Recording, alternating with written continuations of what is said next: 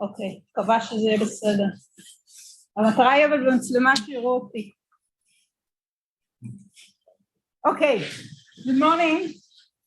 Wow, I'm excited. Thank you for coming. We know each other for a long time. I'm here 12 years.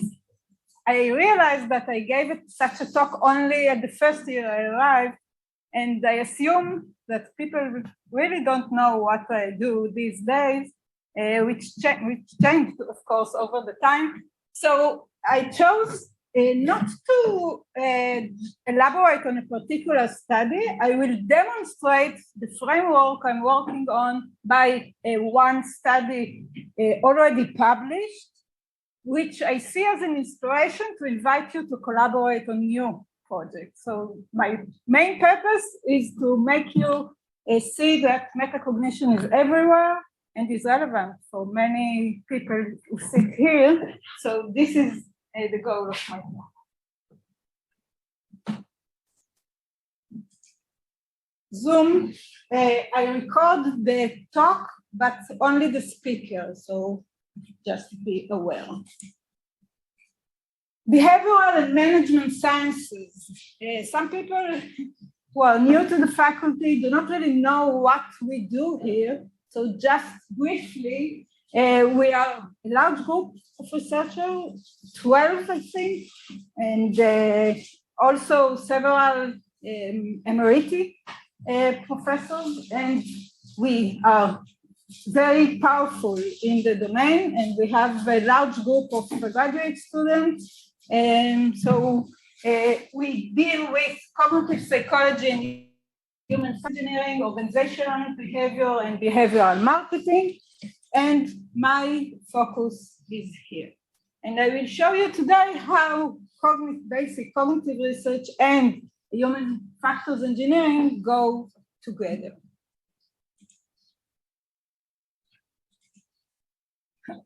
What is this?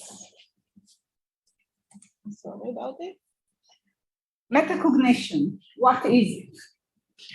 We talk about cognitive psychology. Cognition is thinking. We talk in cognitive psychology on very basic thinking, like perception, attention, memory, things like that.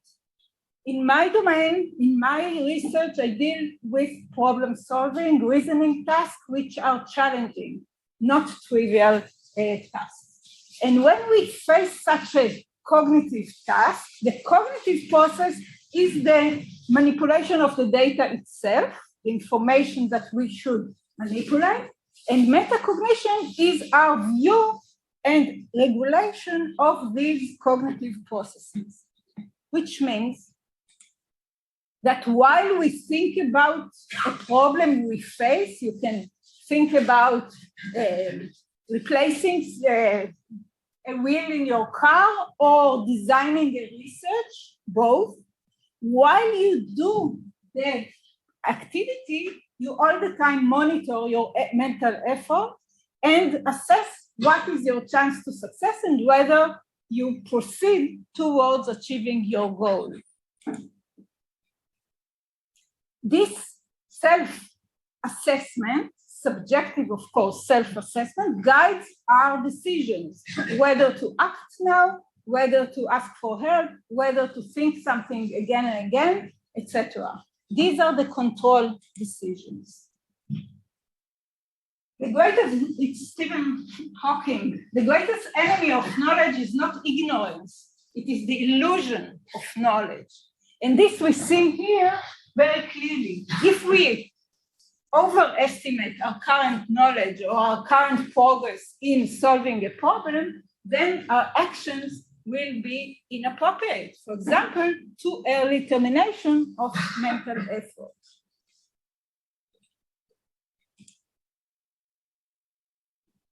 I will briefly walk you through overview of my current research. In particular, I put here the research that is done in collaboration with people here.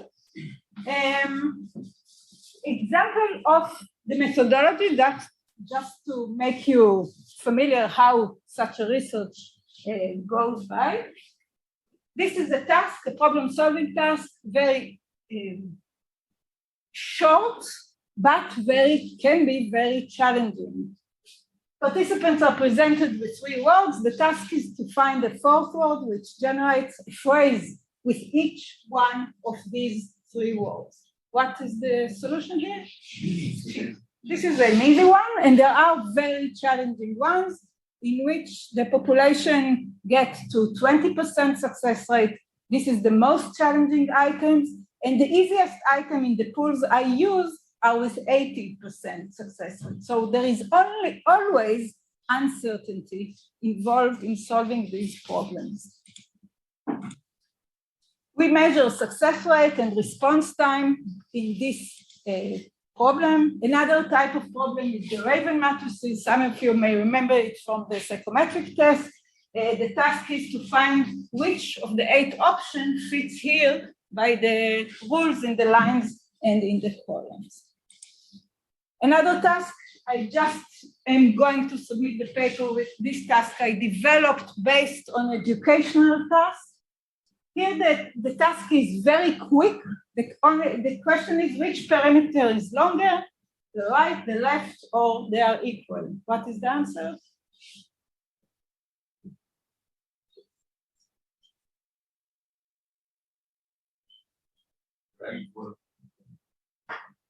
Not trivial. Very easy to present, and it's not trivial. They are equal. That's correct. Okay. After answering each item, participants rate their confidence. On a scale, it can be 0 in the case of open-ended test format, and it can be the chance for a wild guess, in this case 33%, then the lower end of the scale will be just a wild guess. And definitely correct, participants drag the arrows there. This provides me with the measure of confidence. Those are the main measures: success rate, response time, confidence, and I will show you how in depth into the thinking process we can get with these very simple measures. The traditional metacognitive research have been done in the memory context, while we, Valerie Thompson and myself, established the meta-reasoning domain, which is based on the reasoning research. Reasoning means solving such problems, can be logic problems, can be problems as I showed you before. The cycle of reasoning, which is well agreed upon in the reasoning literature, is that we first look at the components of the problem, identify what we are expected to do in that task. Then we start looking into the task, and sometimes we find a very quick response we are very happy with, which might call insight. And sometimes we work very hard and go into a very deliberated thinking process. And then we evaluate what we have at hand and decide how to act upon it, whether to provide, whether to seek help, etc., etc. We add the metacognitive processes on top of the reasoning phases. We suggest that each 2 circles are connected by a metacognitive judgment. When we just look at the problem at the first glance, we decide whether the problem is solvable or not, whether it's worthwhile to engage in solving it and look into it. Then, when we have the first solution that comes to mind, we have a feeling of rightness regarding it, regarding the very first gut feeling of an answer that we have, and this guides us whether to have an insight and provide it immediately or to delve into it further.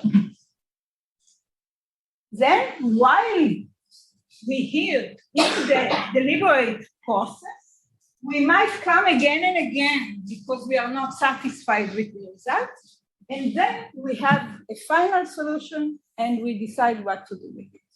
Any questions about it? Okay. So in my research, I deal with those challenging problems, which aim at demonstrating real-life activities, of course, not just to study in the lab, but to represent something that people face in real life. So here we have the verbal problems and the non-verbal problems. As I demonstrated before, we study what factors affect these, and I do it in some of the research with Liat and with Kinneret about how much time people allocate, how they decide to say I don't know, and what makes them stop investing additional effort. Creativity research is very novel. It is done, part of it with Yoed. We found a lot of common points to study together about the semantic knowledge that supports solving the problems. In particular, in creativity, when we should come up with original problems, we ask how people assess whether their own idea is original at all, and what biases might be in this judgment. Coping with lack of knowledge, it's a topic I study for a long time and I like very much.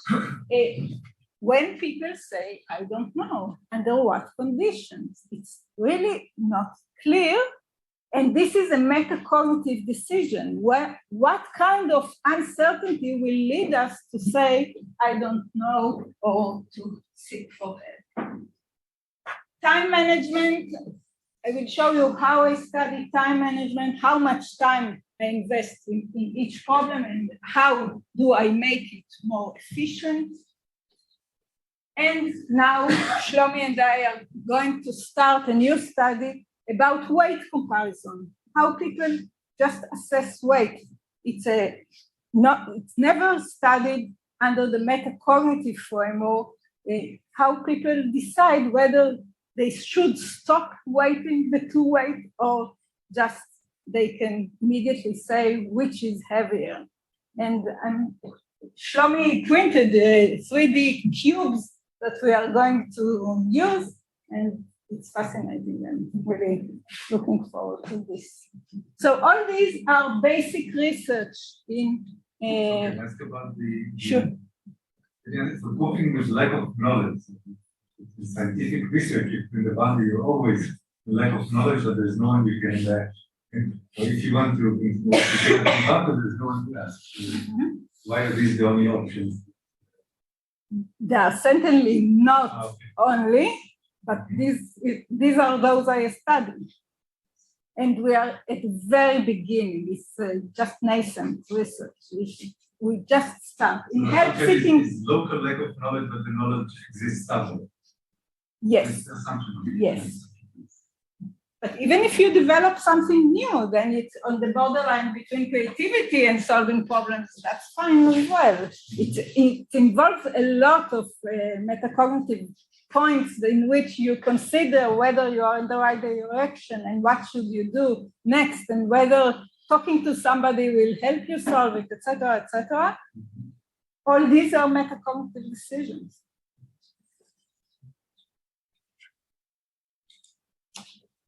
In human-computer interaction, I have here several works with colleagues already published.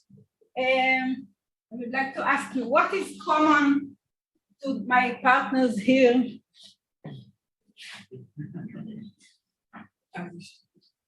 Yes, and beyond being all Avi.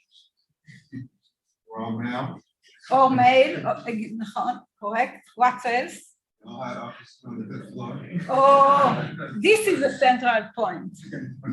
They are all around me. Their offices are adjacent to my office, and I meet them on my way to the coffee or to the restrooms, and I think it's a central reason that they are here.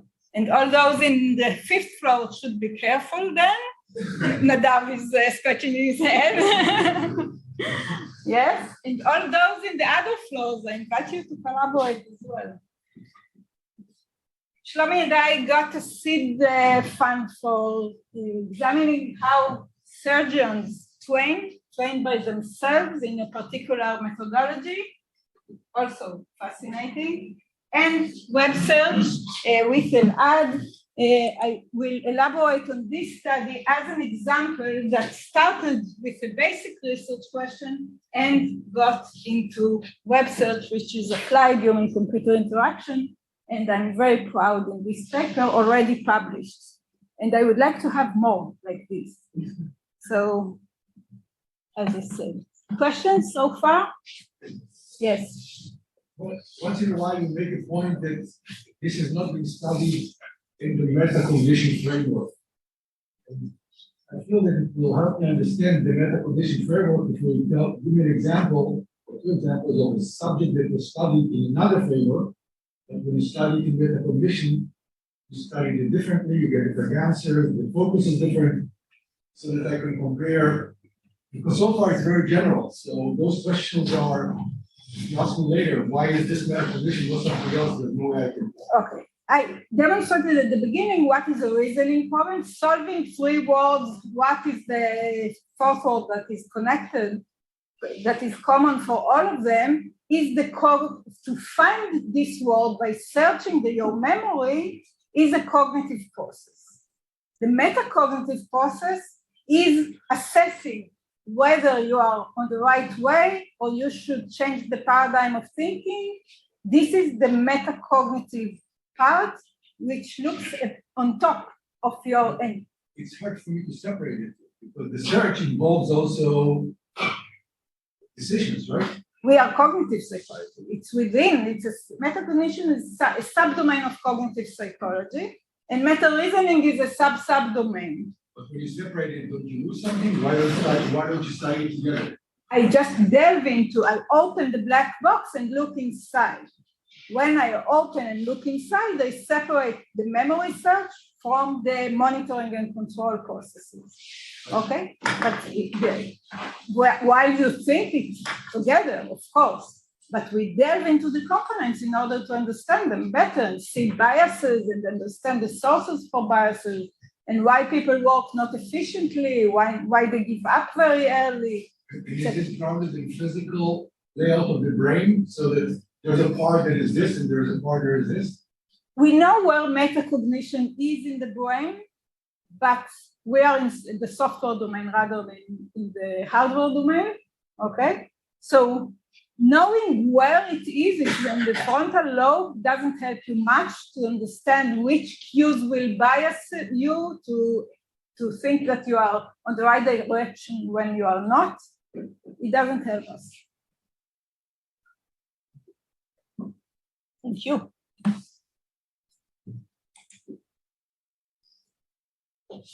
So one of the central questions I'm interested in is how do people allocate time to reasoning tests? I will explain why this question is puzzling. I will introduce you to a model I originated quite a while ago. I will show you lab evidence that supports this criterion model, and I will also show you how we apply it to the wild. The diminishing criterion model in the wild, and we are alive.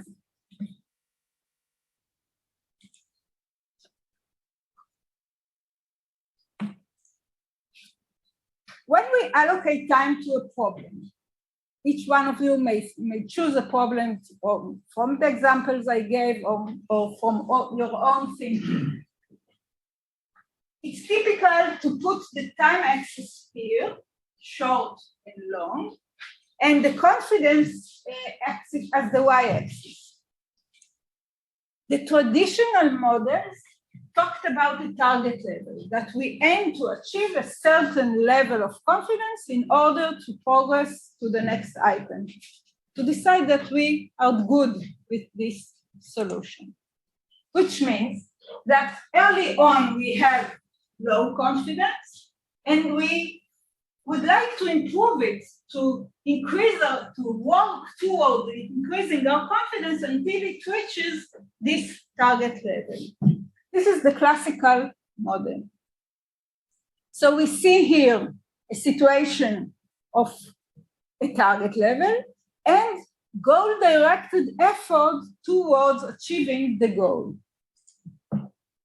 This is called by Nelson and Arendt the discrepancy reduction model, that you have a goal and you try to minimize the discrepancy, and a satisficing principle in another world of cognitive psychology, going to different conferences of the reasoning. Evans is one of the leading researchers in reasoning. These are memory researchers. The most traditional domain of metacognitive research is memory, pure memory, memorizing lists of words.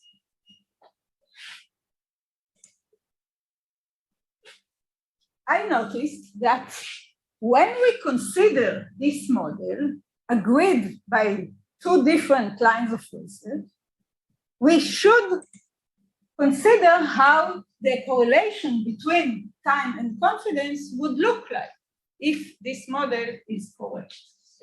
If we have a response quickly, the first solution that comes to mind, we have high confidence, we should stop. If it takes us longer, deliberate longer, it should take us longer, but we should have confidence at the same level or even higher that passes the target level. And sometimes it will take us intermediate amount of time. So the correlation between time and confidence should be zero by these two models. Is it clear? Within a person. Within a person, yes. Across items. This is the central point. We talk across items, we expect no correlation. Within an item, we expect a positive correlation with time, that we gain confidence as we go on with the thinking process. However, this is not what I need to do. Let's see some examples that this doesn't hold. Here we have a set of 12 math problems which are misleading.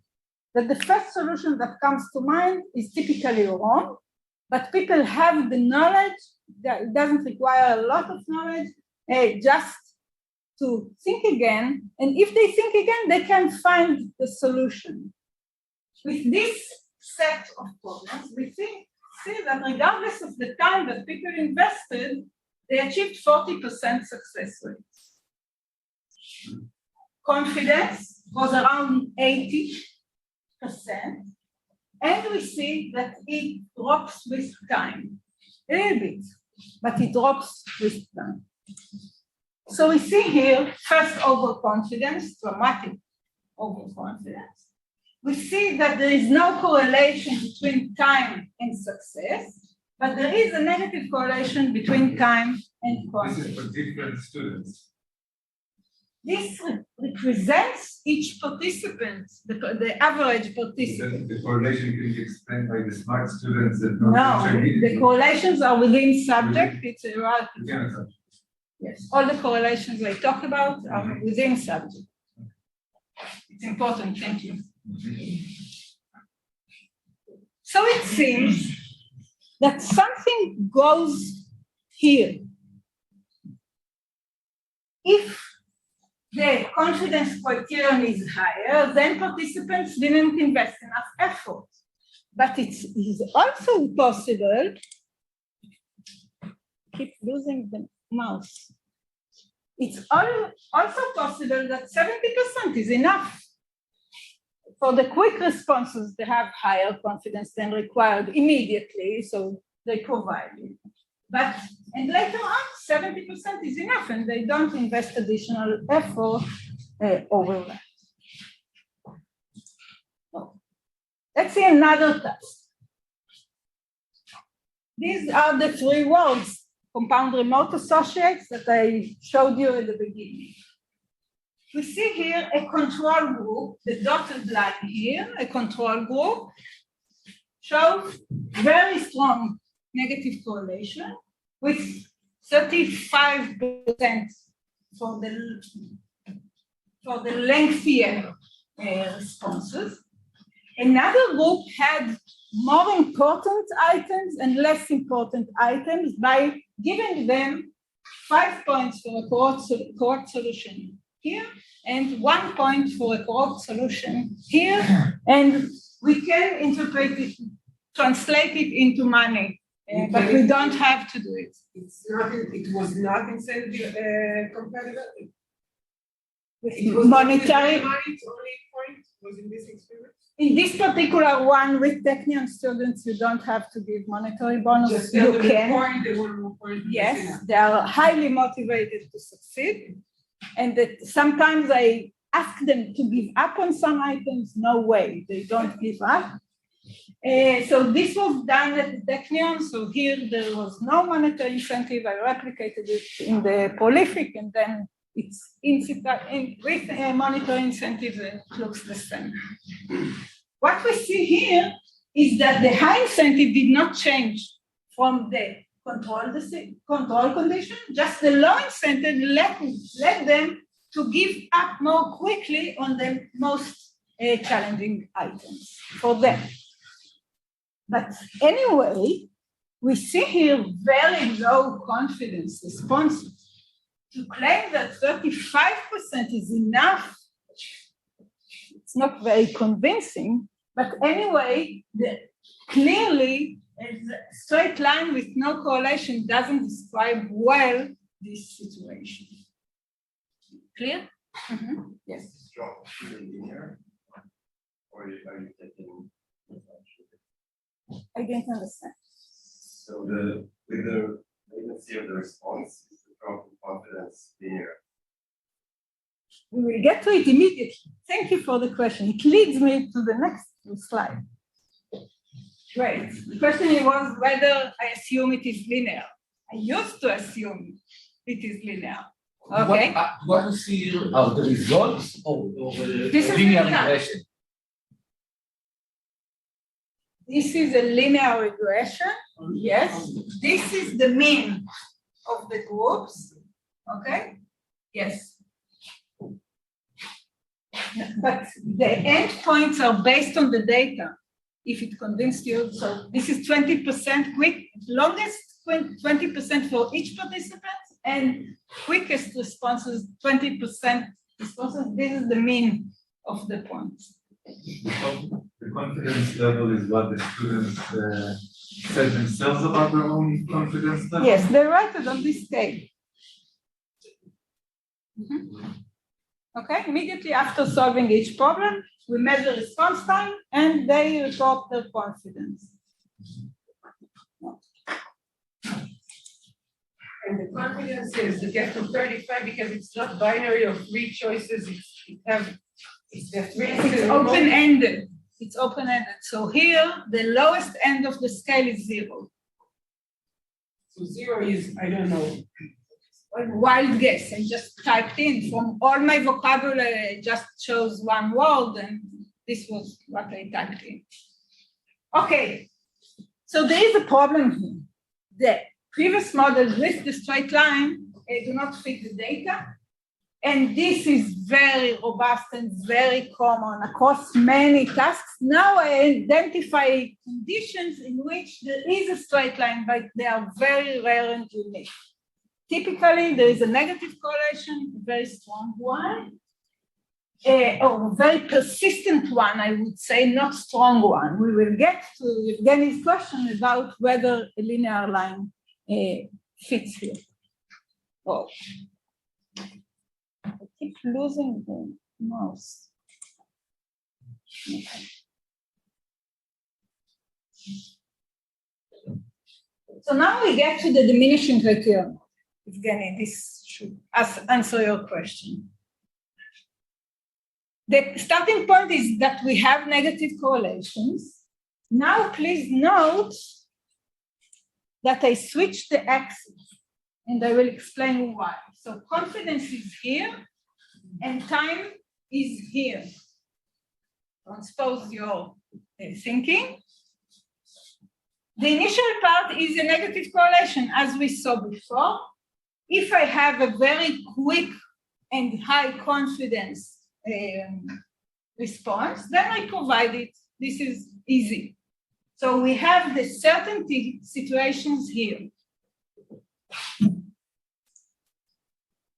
If we get to longer times that we invest, we get to find solutions that are provided with lower confidence. This is the negative correlation we saw before. So now, if the first solution that comes to mind has 50% success, expected success or confidence, and I would like to improve it, then I act upon it by investing additional time, and I increase my confidence accordingly. If I have quickly an answer I'm sure is not correct, and I try nevertheless to improve it, then I progress here by investing additional time, gaining more confidence, and get to here. Okay? What's next? Notably, the within subject correlations are not high. They are persistent, but not high. And we see them in this range. So it seems that something else happens here as well. I hypothesize in this model that people set a time limit beyond which they are not willing to invest any further effort, which means that if I already invested this amount of time and I'm not willing to invest additional effort, I will provide this answer despite being below my criterion, by stopping criterion.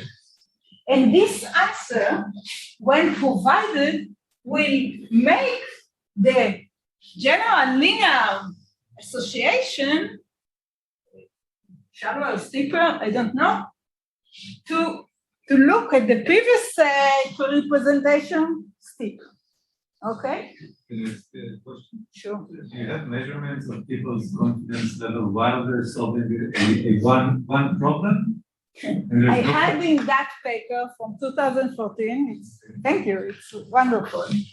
In the original paper from 2014, I stopped them, it takes about a minute to solve.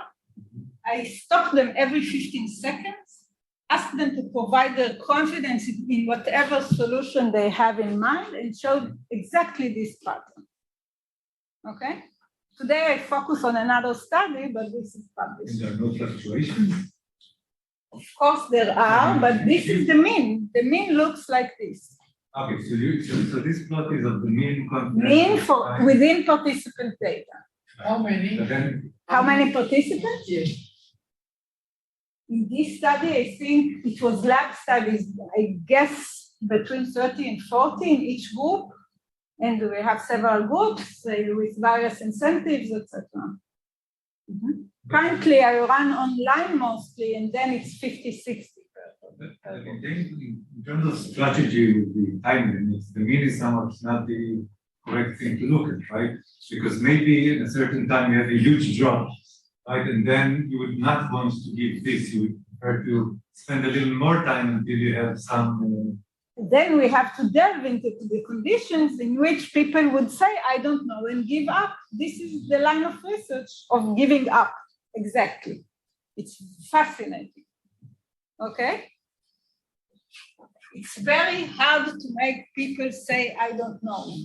With Liat, we tried very hard to make, we use the Eldad's loss of attention in order to make them increase the don't know rates a little bit. It's very hard to make them do that. But the Markov mandate is exactly this trade-off, right? The don't know versus know. Yes. So why is it? We have to identify, we have to write the algorithm and what conditions, what if then else people would do in order to get. Explore means you would know, right? This is done with kinetics. Studying the exploration. When people decide to explore, when they decide to exploit. Yes? All or nothing. right? So sometimes you know some and we do reverse engineering of the cognitive system. We try to write the algorithm under what conditions people do what and why. Okay? So the time limit, when we look linearly, might affect the linear association, although the pattern we now predict is not linear, but curvilinear. Okay? So this is the model, and let's look at the data. I give here one example, this paper with Elad Yom Tov and Ilan Torgovitsky, a student, previous student. We used 3 problem-solving tasks. I give here the ravens as an example. The time confidence correlation minus 43. And this is the data. We split the data for each participant into bins of confidence and calculate the mean response time. We see here the dots along the confidence scale, mean across participants, and we see that it's not linear. The question, so here, it's not how distributed the confidence, because it might be that we have very points. What? You see the points. This is the That's not the end. Each point, how many observations you have? They have 30 items like this, split into 7 points here. So you have the So this is one. 4 items. This is one subject. No, this is average, the cross subject. For each subject, I split into 7 bins, the confidence scale, and put here the mean of response time and the mean of confidence. It's represented here. It's a scatter plot. It's based on the scatter plot. So this is the data itself. Okay, you see it's not linear. We had a multi-level regression. Paul knows it very well. We have the predictor, the confidence itself as a linear predictor, and confidence squared for examining whether there is a contribution for the curvature on top of the linear association, and there is. Danny, does it answer your question? Okay. So we see a unique contribution for the curve on top of the linear association, which contributes to the explanatory value. We interpret it to represent confidence criterion and time limit by the diminishing criterion model. Questions? Okay.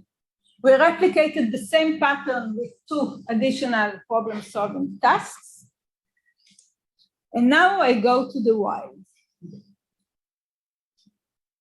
Can we use the insights from such a toy task in the lab to real life, to predicting real life behavior of people? This is the central issue, isn't it? Okay. Elad has access to web search, real web search of people done by a Bing, which I learned to be very commonly used in the United States. And we chose random 3 months, the data, and looked into the data with the aim of predicting the time to first click on the results of the web search. If we take this as an example, we ask how much, let's see that people decide to go to the innovation center here.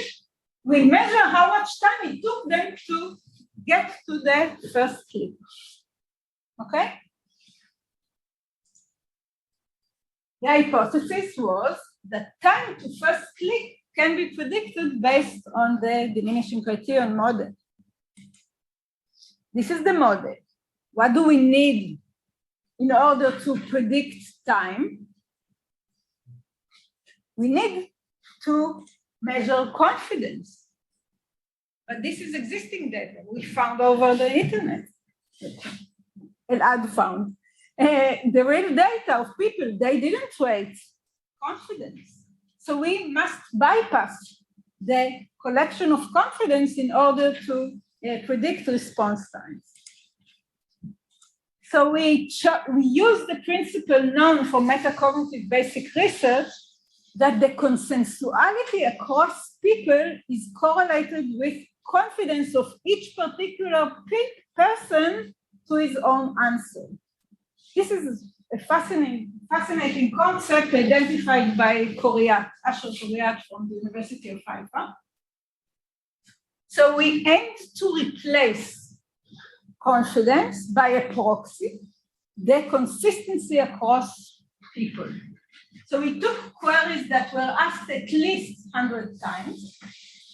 We aimed to find those with at least 30% of the people click on a particular option in the web search as the first click. We aimed to study uncertainty. When people write Gmail in order to click on Gmail as the first, because they didn't save it in favorites, this is not our aim. We aim to address problem solving like tasks. So we chose those items in which the consensus location was not the first two options, but lower than that. The measures were response time to first click and consensus. What is the rate of people who used this query, who clicked on each option? With this model in mind, time consensus correlation minus 20.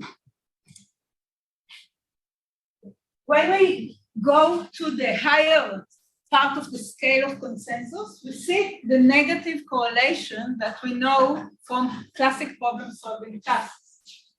The question is, how does the figure looks like at the lower side of the consensus? And this is how it looks like.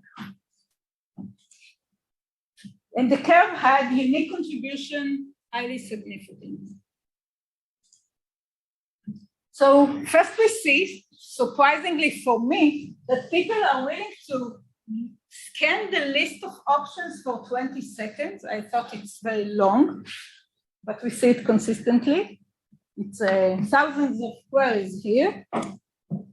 The pattern is robust across variety of moderators. We try to split the data by all kinds or many kinds of factors that we considered, and the pattern is absolutely robust.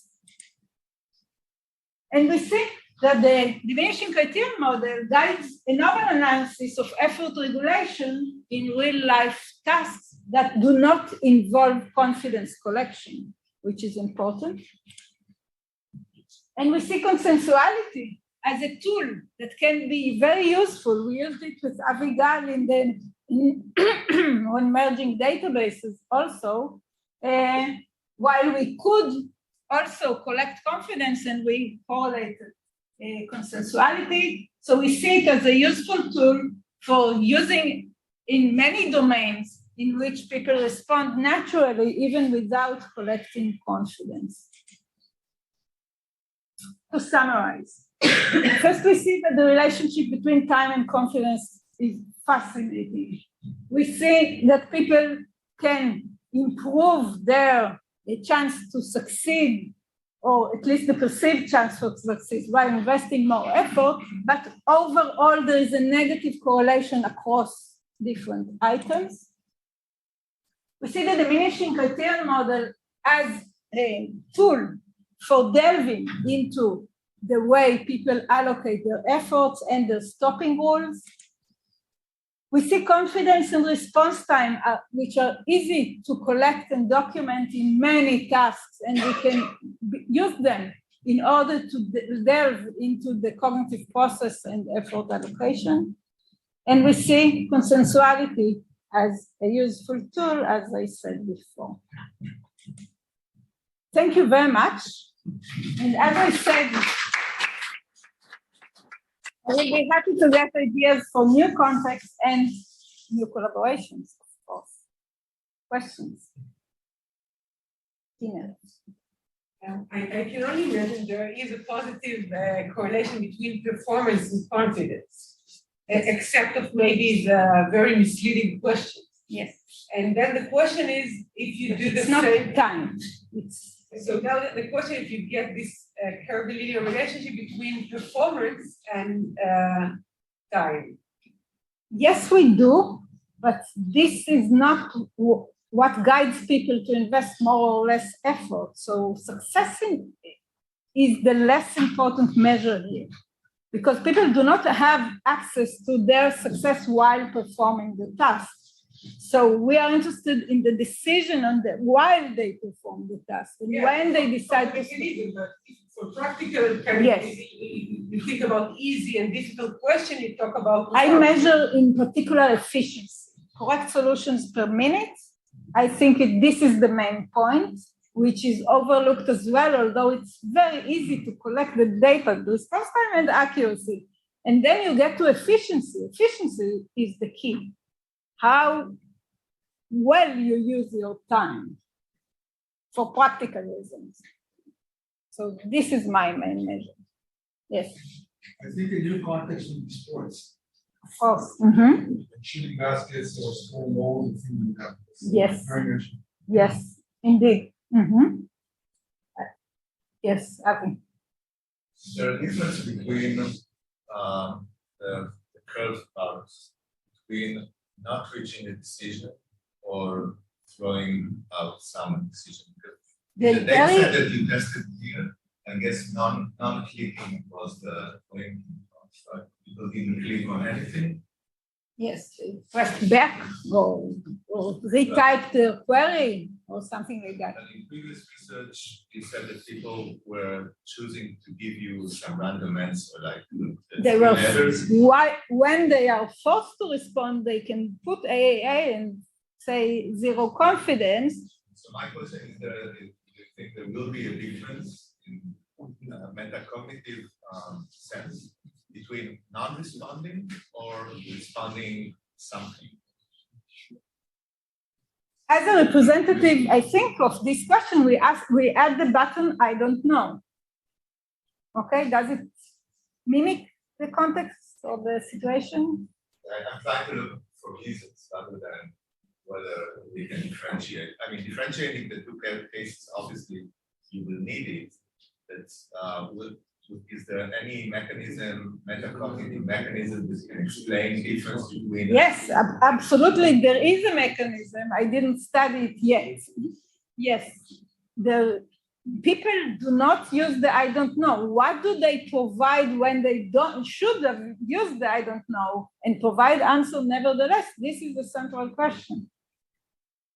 Do they expect a chance for success nevertheless, even though we frame it as loss context? They can just lose points and nevertheless they don't say I don't know, which then they would lose less than a wrong answer. Yes, I will figure it out.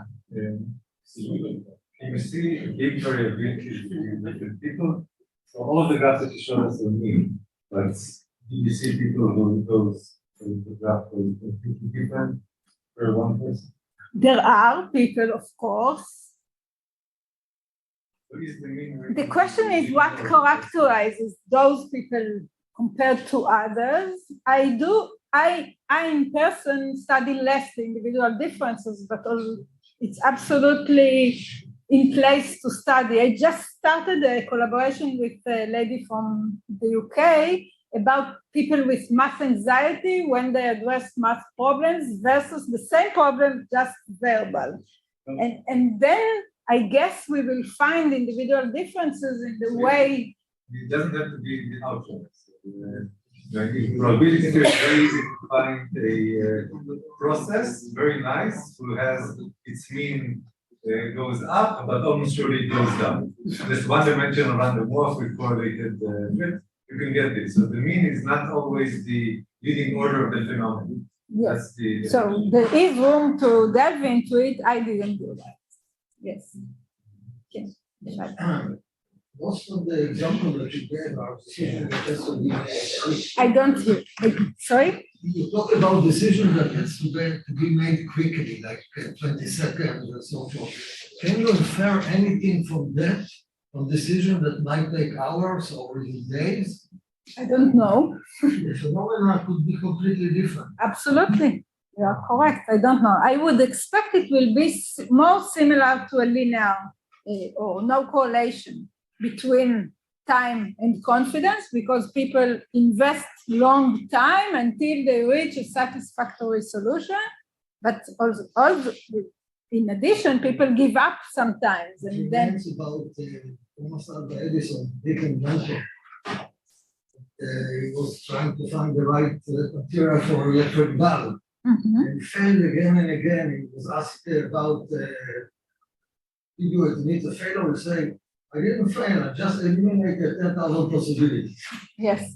So yes, it's hard to study this type of thinking in academic research, but of course it's relevant. Yes, Gali. Learning. Because I would expect that as you do it, because you're looking at living person, so from a test to test, your range is probably changing. Currently in the paper I'm going to submit this week, with the perimeter comparison task I showed at the beginning, there is no improvement with experience, which is fascinating.